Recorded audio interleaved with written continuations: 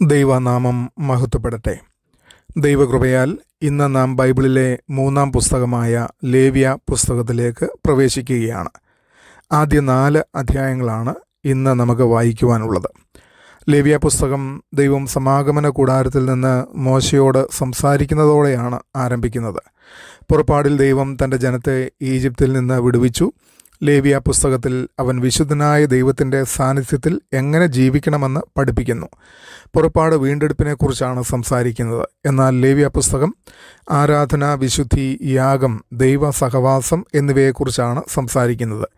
ആദ്യ 4 അധ്യായങ്ങൾ ഇസ്രായേലിൻ്റെ ആരാധനയുടെ കേന്ദ്രമായ യാഗക്രമങ്ങളെ പരിചയപ്പെടുത്തുന്നു. ലേവ്യ പുസ്തകം 1-ാം അധ്യായം ഹോമയാഗത്തെക്കുറിച്ച് വിശദീകരിക്കുന്നു. യാഗം അർപ്പിക്കുന്നവൻ കുറ്റമില്ലാത്ത മൃഗത്തെ കൊണ്ടുവരണം. ആ മൃഗം പൂർണ്ണമായും യാഗപീഠത്തിൽ ദഹിപ്പിക്കപ്പെടണം. അക്ഷരാർത്ഥത്തിൽ ഈ യാഗം പൂർണ്ണ സമർപ്പണത്തെയും പാപപരിഹാരത്തെയും സൂചിപ്പിക്കുന്നു. യാഗം അർപ്പിക്കുന്നവൻ മൃഗത്തിൻ്റെ മേൽ കൈവച്ച് തൻ്റെ തിരിച്ചറിവ് അതിനോട് ബന്ധിപ്പിക്കണം.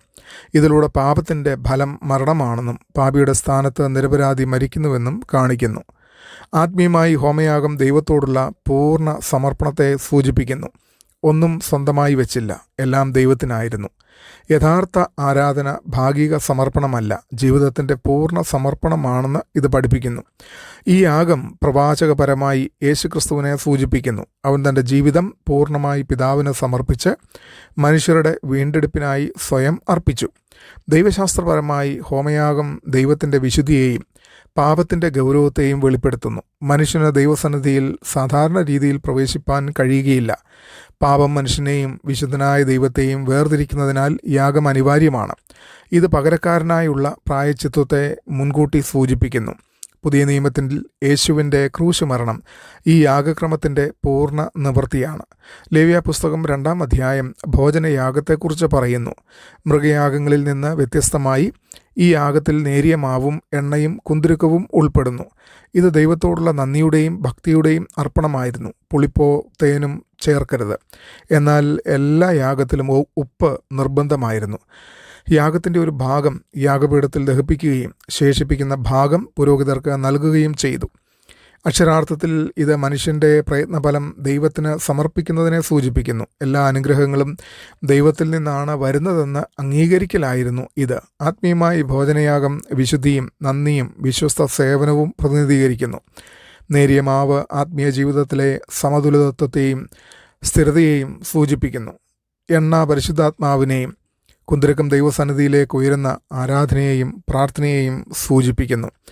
ദൈവശാസ്ത്രപരമായി ഈ യാഗം ക്രിസ്തുവിൻ്റെ പാപരഹിത ജീവിതത്തെ സൂചിപ്പിക്കുന്നു.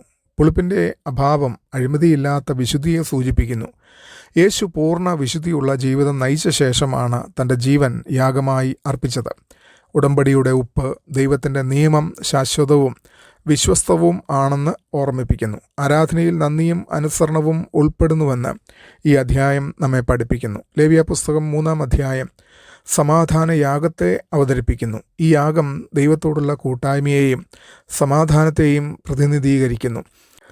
ഈ യാഗത്തിൻ്റെ ഒരു ഭാഗം ദൈവത്തിനായി ദഹിപ്പിക്കുകയും ശേഷിക്കുന്ന ഭാഗം പുരോഹിതരും യാഗം അർപ്പിക്കുന്നവരും ചേർന്ന് ഭക്ഷിക്കുകയും ചെയ്തു. ഇത് ദൈവത്തോടുള്ള പുനഃസ്ഥാപിക്കപ്പെട്ട ബന്ധത്തിൻ്റെ സന്തോഷ യാഗമായിരുന്നു. ആത്മീയമായി സമാധാനയാഗം ദൈവം തൻ്റെ ജനത്തോട് കൂട്ടായ്മ ആഗ്രഹിക്കുന്നുവെന്ന് വെളിപ്പെടുത്തുന്നു.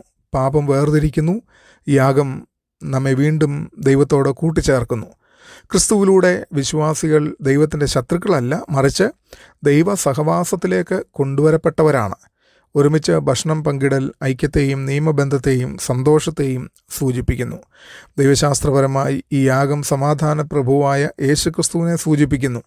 അവൻ്റെ രക്തത്തിലൂടെ ദൈവത്തിനും മനുഷ്യനും ഇടയിൽ സമാധാനം സ്ഥാപിക്കപ്പെട്ടു. ക്രൂശ് കുറ്റബോധം നീക്കുന്നതിൽ മാത്രം ഒതുങ്ങുന്നില്ല, അത് ദൈവബന്ധം പുനഃസ്ഥാപിക്കുകയും ചെയ്യുന്നു. ക്രിസ്തീയത ശിക്ഷയിൽ നിന്ന് മോചനം മാത്രമല്ല, ദൈവ സഹവാസത്തിലേക്കുള്ള ക്ഷണവുമാണ്. ലേവ്യ പുസ്തകം 4-ാം അധ്യായം പാപയാഗത്തെ വിശദീകരിക്കുന്നു. പുരോഹിതൻ, പ്രഭു അല്ലെങ്കിൽ സാധാരണ ജനങ്ങൾ അറിയാതെ ചെയ്ത പാപങ്ങൾക്കായാണ് ഈ യാഗം അർപ്പിക്കപ്പെട്ടത്. പാപിയുടെ സ്ഥാനമനുസരിച്ച് വ്യത്യസ്ത യാഗങ്ങൾ നിർദ്ദേശിക്കപ്പെട്ടു. യാഗരക്തം വിശുദ്ധ സ്ഥാനങ്ങളിൽ പുരട്ടപ്പെട്ടത് ശുദ്ധീകരണത്തെ സൂചിപ്പിക്കുന്നു. അക്ഷരാർത്ഥത്തിൽ ഈ അധ്യായം അറിയാതെ ചെയ്ത പാപങ്ങളും മനുഷ്യനെ അശുദ്ധനാക്കുന്നുവെന്ന് പഠിപ്പിക്കുന്നു. ദൈവത്തിൻ്റെ വിശുദ്ധി അത്രയും പരിപൂർണമായതിനാൽ പാപം അവഗണിക്കപ്പെടാൻ കഴിയില്ല. ആത്മീയമായി പാപം പുറം പ്രവൃത്തികളിൽ മാത്രം ഒതുങ്ങുന്നതല്ലെന്ന് ഓർമ്മിപ്പിക്കുന്നു. മറഞ്ഞിരിക്കുന്ന പാപങ്ങൾക്കും അറിവില്ലായ്മയിലെ പാപങ്ങൾക്കും ഹൃദയത്തിലെ അഴുക്കിനും ശുദ്ധീകരണം ആവശ്യമാണ്. ദൈവശാസ്ത്രപരമായി ഈ അധ്യായം ക്രിസ്തുവിൻ്റെ പ്രായശ്ചിത്ത പ്രവൃത്തിയെ ശക്തമായി സൂചിപ്പിക്കുന്നു. യേശു മനുഷ്യരാശിക്കായി അന്തിമ പാപയാഗമായി മാറി. അവൻ്റെ രക്തം പുറം ജീവിതം മാത്രമല്ല, മനസ്സിനെയും ഹൃദയത്തെയും ശുദ്ധീകരിക്കുന്നു. ക്ഷമ സൗജന്യമായി ലഭിക്കുന്നുവെങ്കിലും വീണ്ടെടുപ്പിന് രക്തച്ചൊരിച്ചിൽ ആവശ്യമായിരുന്നുവെന്ന് ലേവ്യ പുസ്തകം വെളിപ്പെടുത്തുന്നു. ഈ 4 അധ്യായങ്ങളും ചേർന്ന് ദൈവത്തെക്കുറിച്ചുള്ള പ്രധാന സത്യങ്ങൾ നമ്മെ പഠിപ്പിക്കുന്നു. ദൈവം വിശുദ്ധനാണ്. പാപം അവൻ സഹിക്കുകയില്ല. മനുഷ്യൻ പാപിയായതിനാൽ യാഗമില്ലാതെ ദൈവസന്നിധിയിൽ വരുവാൻ കഴിയുകയില്ല. എന്നാൽ ദൈവം തന്നെയാണ് പകരക്കാരനായ യാഗത്തിലൂടെ രക്ഷയുടെ വഴി ഒരുക്കിയത്. ഈ യാഗങ്ങളൊക്കെയും യേശുക്രിസ്തുവിൽ പൂർണ്ണത പ്രാപിക്കുന്നു. ഹോമയാഗം ക്രിസ്തുവിൻ്റെ പൂർണ്ണ സമർപ്പണത്തെ സൂചിപ്പിക്കുന്നു. ഭോജനയാഗം അവൻ്റെ വിശുദ്ധ ജീവിതത്തെ സൂചിപ്പിക്കുന്നു. സമാധാനയാഗം ദൈവിക സമാധാനത്തെ സൂചിപ്പിക്കുന്നു. പാപയാഗം പാപികൾക്കായുള്ള അവൻ്റെ പ്രായശ്ചിത്ത മരണത്തെ സൂചിപ്പിക്കുന്നു. ഇന്നും ഈ അധ്യായങ്ങൾ വിശ്വാസികൾക്ക് അത്യന്തം പ്രസക്തമാണ്. ക്രിസ്ത്യാനികൾ ഇന്ന് മൃഗയാഗങ്ങൾ അർപ്പിക്കുന്നില്ലെങ്കിലും ആത്മീയ സത്യങ്ങൾ ഇന്നും നിലനിൽക്കുന്നു. വിശുദ്ധി, സമർപ്പണം, നന്ദി, മാനസാന്തരം, ആരാധന ഇവയിലേക്ക് ദൈവം ഇന്നും തൻ്റെ ജനത്തെ വിളിക്കുന്നു. ലേവ്യ പുസ്തകം ആരാധന വെറും വികാരപ്രകടനം മാത്രമല്ലെന്ന് നമ്മെ പഠിപ്പിക്കുന്നു. വിശുദ്ധനായ ദൈവത്തോടുള്ള ഭക്തി പൂർണ്ണ സമർപ്പണമാണ്. ക്ഷമ വില കുറഞ്ഞതല്ലെന്നും ഓരോ യാഗവും ലോകപാപം ചുമന്ന ദൈവത്തിൻ്റെ കുഞ്ഞാടായ യേശുവിലേക്കാണ് വിരൽ ചൂണ്ടുന്നതെന്നും ഇത് നമ്മെ പഠിപ്പിക്കുന്നു.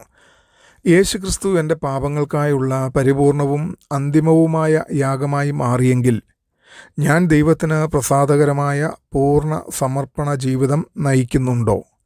എൻ്റെ ആരാധന വിശുദ്ധിയും നന്ദിയും ദൈവ സഹവാസവും നിറഞ്ഞ യഥാർത്ഥ അനുഭവമാണോ? അല്ലെങ്കിൽ വെറും ബാഹ്യ പ്രകടനങ്ങൾ മാത്രമാണോ? ഈ ചിന്തകൾ നമ്മെ ഭരിക്കട്ടെ. ദൈവം ഏവരെയും അനുഗ്രഹിക്കട്ടെ. ആമേൻ.